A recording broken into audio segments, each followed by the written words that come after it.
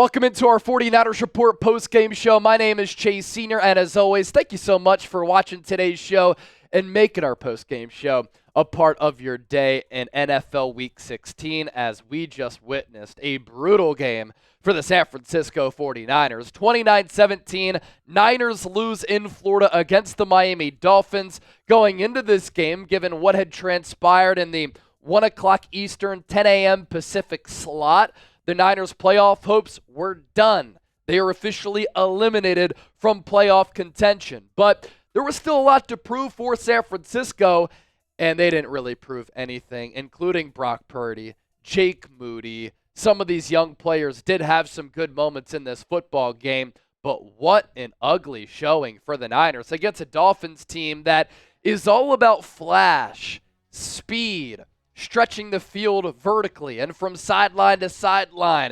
They like to hit you with all of this window dressing and pre-snap motion, whereas the Niners, they pride themselves on playing physical, bully ball.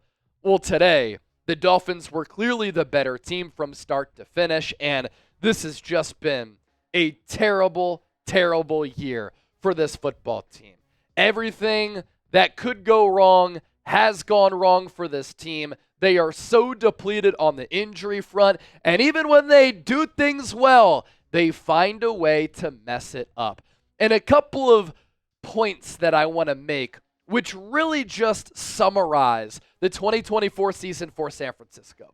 There was a moment in this game, a classic 2024 Niners sequence, where Brock Purdy, with the Niners in the red zone, hits Deebo Samuel to convert a big third down.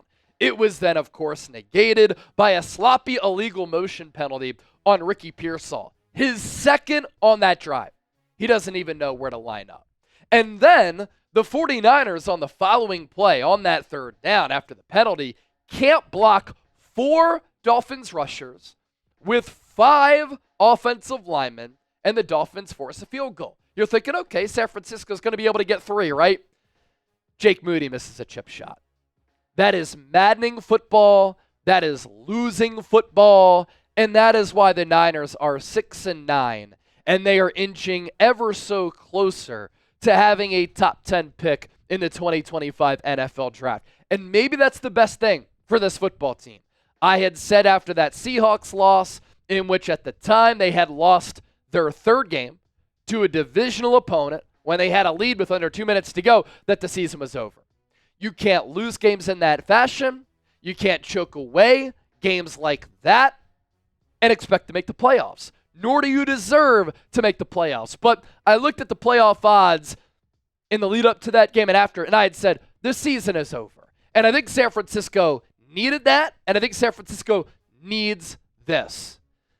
They have played a lot of football over the last 5 years. And in the last 5 years, 4 NFC Championship games, and 2 Super Bowl appearances. They have had shorter off seasons. They had a negative 31 rest disadvantage this year. They look tired, mentally and physically. They are a banged up team, and they look as though they are soulless. They have no spirit. They have no belief. They're not playing with any confidence. And players just continue to get injured week in and week out.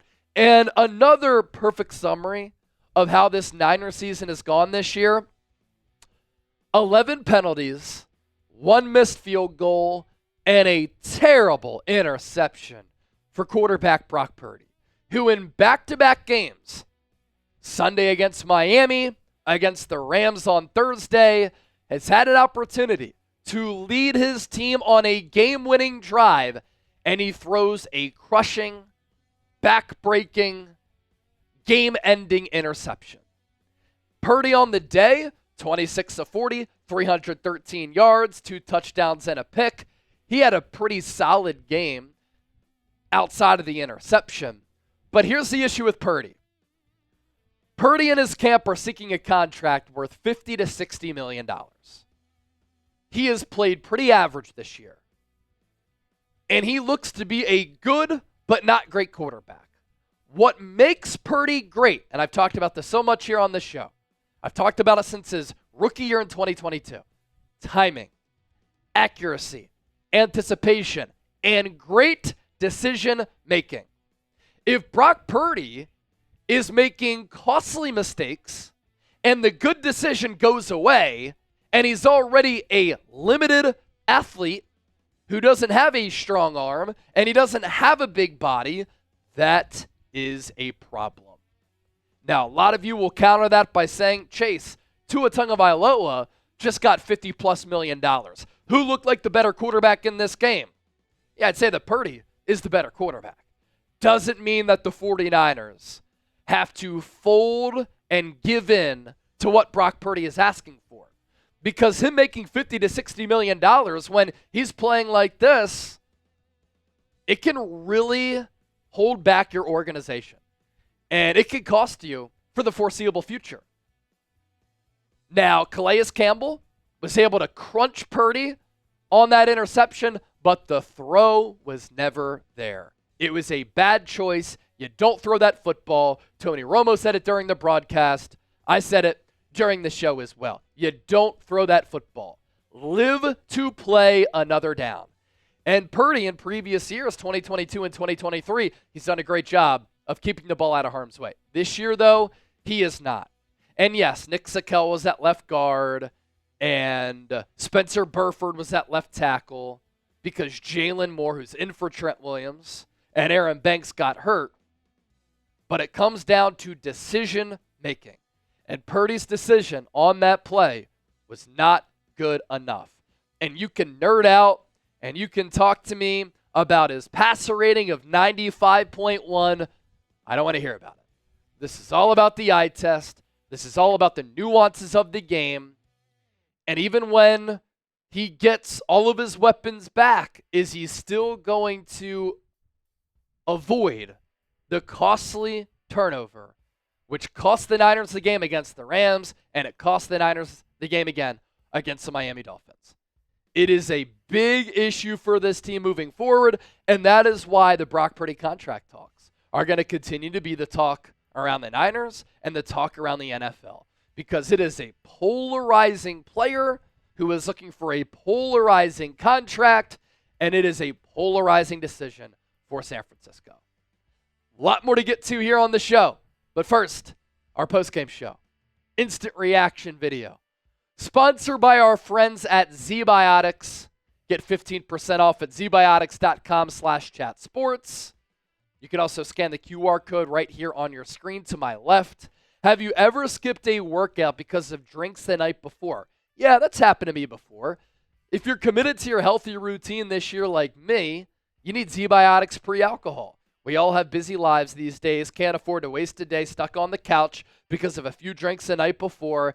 Zbiotics pre-alcohol is the answer we've all been waiting for. Let's face it, after a night with drinks, I don't bounce back the next day like I used to. I have to make a choice. I can either go have a great night or a great next day. That is, until I found Zbiotics pre-alcohol, the world's first genetically engineered probiotic. It was invented by PhD scientists who tackle rough mornings after drinking. When you drink, alcohol gets converted into a toxic byproduct in the gut. It's this byproduct, not dehydration, that's the blame for your rough next day. Pre-alcohol produces an enzyme to break this byproduct down. Just remember to drink this probiotic before drinking alcohol. Drink responsibly and get a good night's sleep to feel your best tomorrow. First time I tried it was before a watch party last year. I felt incredible. So, with Zbiotics, head to zbiotics.com/chatsports. Scan that QR code to the left of your screen. You can get 15% off your first order when you use the code ChatSports at checkout. You can also sign up for a subscription so that you're always feeling good, so that you can stay prepared no matter the time or the occasion. Zbiotics.com/chatsports. We'll put that link down below in the comment section and in the description of today's Niners Report. You know, it's also very frustrating. We're here in Week 16.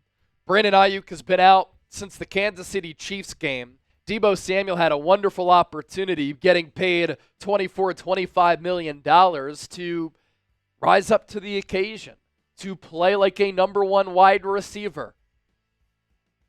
Today was his best game of the year, and he looked like the vintage Deebo Samuel that we've come to know and love.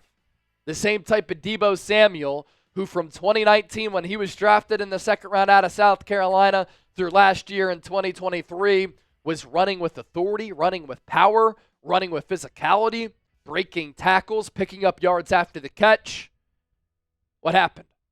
Today, he scored his first touchdown since, I believe, week 6. And he looked awesome. A really great game for him. He had 7 catches for 96 yards, including a touchdown, in which he converted on that drive 2 big third downs. And on that touchdown, caught it short of the sticks, broke a tackle, and just fought to find the paint. That type of determination, where has that been from Deebo Samuel? The season is over, and now you turn it on. He also had some successful runs. 5 carries for 25 yards, 13 as the long, and that's good for 5 yards per carry. He came into the game today averaging 2.9 yards per carry, a career low, and he's having a career worst year. Was it the pneumonia that he had earlier this year that he's finally shaking off? Sometimes that can linger. RIP to one of the greatest baseball players of all time, who made himself a legendary ball player in the Bay Area, in Ricky Henderson. He passed away of pneumonia before he even hit 70 years old. So pneumonia can linger. It can affect you. But Deebo Samuel didn't look any different today as far as like how he's moving. He just played different. He played determined. Kyle Juszczyk had his biggest play of the year. What happened? What took him so long? You know, a player who continues to bring it every single week, who I just admire so much professionally, personally, and how he approaches the game of football, win or lose, that's George Kittle. 8 catches, 106 yards, picking up yards after the catch. He caught 8 balls on 9 targets. He's been the best tight end in the NFL this year. And if the Niners want to reset, they want to rebuild, they want to tinker with this team, everybody should just turn on tape, any future Niner, of George Kittle and take a course on how to approach playing the game. You model yourself after George Kittle and Fred Warner and Deommodore Lenoir. Dre Greenlaw goes out of this game with a calf injury. Why is he even playing? Shouldn't even be playing anymore. Injured his calf. He lasted 1 half last week. He's coming off a torn Achilles. There's nothing to play for any longer. Maybe that ends up benefiting San Francisco because that means that they can get him on a cheap deal because he can't stay healthy. And when he's healthy, he is a disruptive player who destructs the opposing offense. Another player who I just don't want to see any longer is Jake Moody. I've given Jake Moody chances. I've given Jake Moody a long leash. Nowadays, when he kicks, he doesn't even have any confidence in his eyes. Jake Moody goes out there. He doesn't believe that he's going to split the uprights. And organizational malpractice. Anytime a team uses a 3rd-round pick on a kicker. Never use a 3rd-round pick on a kicker. Shoot, don't even use draft picks on kickers. We see kickers flourishing all the time who are UDFAs. There are so many more important players that you can take in the 3rd round outside of a damn kicker. And Jake Moody misses that chip shot from like 41 yards in this game. How? Why? It's a microcosm of the season that even when the Niners do things well, they still commit a costly mistake, costly turnover, or even when they try to get points, they still can't connect in an easy way. This is a season from hell for the 49ers. Couple of bright spots from today. Deommodore Lenoir and Renardo Green, the starting future outside corners for this team, and members of the secondary for the future. They had 2 really good reps against Tyreek Hill, one of the fastest, most explosive wide receivers in the game, in the end zone. Both with sticky coverage. Lenoir with the pass breakup. Renardo Green covered him beautifully, helping to force incompletions on potential touchdowns. Those are some more building blocks for this Niners team. And going back to Jake Moody and the special teams unit, I have never seen a special teams unit get penalized so often. It's a poorly coached football team all around. It's an undisciplined football team. And right now, they're not playing with any confidence. Even the defense plays pretty well, but same story again. Due to the front office's lack of being able to build a deep football team, they wear down late in games. Even when you have a hope of maybe getting a stop after the Purdy pick, Devon Achane takes it to the house for 50 yards. Talanoa Hufanga over pursues. Nobody's out on that back end. Blouses. Ball game. Disgusting season for the Niners. San Francisco currently holding the 11th pick in next year's draft. After the Giants, New England, Jacksonville, Tennessee, Cleveland, Las Vegas, Carolina, the Jets, Chicago, and New Orleans. It's the Niners there at 6-9. And everything, we could have seen the writing on the wall in hindsight. Beginning in the preseason. Brandon Ayuk hold in. Drama. Trent Williams hold out. Drama. Christian McCaffrey injury. Ricky Pearsall shot. Charvarius Ward, tragic family death. Trent Williams, tragic family death. Ward lost a 1-year-old. Trent Williams, twin babies. Fred Warner playing on a broken ankle since week 4. Christian McCaffrey comes back, goes out. Jordan Mason out. Isaac Rendo out. The offensive line at the end of the game. Spencer Burford was at left tackle. Nick Zakelj was at left guard. Just been awful. Terrible season. I'm looking forward to the offseason. And what is the biggest need this offseason for San Francisco? Look, you're looking at this draft order right now. If it holds, Giants need a quarterback. Tennessee needs a quarterback. Cleveland, Vegas need a quarterback. That's 4 quarterbacks who could go in the top 11. Niners could get a star edge rusher, star offensive tackle. They need to rebuild this team in the trenches. And they need this year to emotionally reset, and they're going to get it.